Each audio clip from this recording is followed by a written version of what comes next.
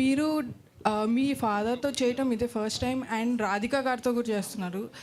మీకు కూడా sir director గారు, మీరు ఫస్ట్ మూవీకే రాధిక లాంటి సీనియర్ యాక్టర్తో చేస్తున్నారు. It's not a small thing. మీరిద్దరు ఎలా ఫీల్ అవుతున్నారు రాధిక గారితో వర్క్ చేయడం and for this movie thriller? Radhika గారితో పనిచేయటం అనేది చాలా చాలా గ్రేట్ ఎక్స్పీరియన్స్. సో ఆవిడ్ని రీచ్ అయ్యి స్టోరీ చెప్పటమే ఒక ఎక్స్పెరిమెంటు. ఆవిడ దీన్ని ఒప్పుకుంటుందా ఒప్పుకోరా తెలియదు. సో స్టోరీ వినగానే ఆవిడ యాక్సెప్ట్ చేసి ఈ రోల్కి చేశారు. సో ఫస్ట్ రోజు షూట్ అవ్వగానే ఆవిడ ఒక షాట్ నాకు ఇలా కావాలని చెప్పినప్పుడు ఆవిడ చేసిన తర్వాత నేను ఆవిడని అడిగా, మేడం ఓకేనా, మీకు నచ్చిందా అని. ఎందుకంటే ఆవిడ చాలా సీనియర్ యాక్ట్రెస్, నేను ఫస్ట్ టైం డైరెక్షన్ చేస్తున్నాను కదా. సో ఆవిడ అన్నది ఏంటంటే, నేను డైరెక్టర్స్ యాక్ట్రెస్ని మీకు నచ్చితే ఓకేనే అన్నారు. సో అంత గొప్ప ఆవిడ. సో ఇక దీంట్లో ఈ సినిమాలో ఆవిడ అద్భుతమైన రోల్స్ చేశారు.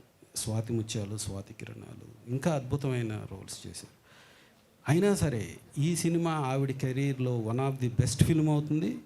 ఆవిడ చేసిన కొన్ని షాట్లు కొన్ని సంవత్సరాల పాటు రెఫరెన్స్ షాట్లుగా మిగిలిపోయే అద్భుతమైన షాట్లు ఈ సినిమాలో ఉన్నాయి. ఎస్పెషల్లీ రాధిక గారి రోల్ గురించి నేను చెప్తున్నా. ఆవిడ షార్ట్స్ ఈ సినిమాలో ఈ రెఫరెన్స్గా మిగిలిపోయే అంత అద్భుతమైన పెర్ఫార్మెన్స్ ఆవిడ చేసింది.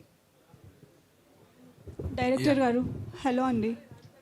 రాధిక గారితో వెరీ గుడ్ ఎక్స్పీరియన్స్ అండి. అంత సీనియర్ యాక్ట్రెస్తో వర్క్ చేయడం అనేది. చాలా ఇన్పుట్స్ ఇచ్చేవారు ఆవిడ. లాస్ట్లో షూట్ ఎండ్కి వచ్చేపాటికి ఇట్లా ధనుష్ ఎట్లా చేస్తున్నారు, ఆవిడ ఎక్స్పీరియన్సెస్ అన్నీ షేర్ చేసుకున్నారు. And very happy working with Radhika గారు. అండ్ నాన్నగారు డైరెక్షన్లో నేను ఎప్పుడు చూడని ఫాదర్ నాకు కనపడ్డారు. ఎందుకంటే హీ వాజ్ వెరీ డీటెయిల్డ్ అనమాట. ఇప్పుడు హీరోయిన్ సంకీర్తన ఉంది, తన హెయిర్ ఇట్లా ఉంటుంది, కానీ ఆయనకి ఇట్లా వద్దు, అట్లా ఆ కర్లీ అట్లా కావాలి.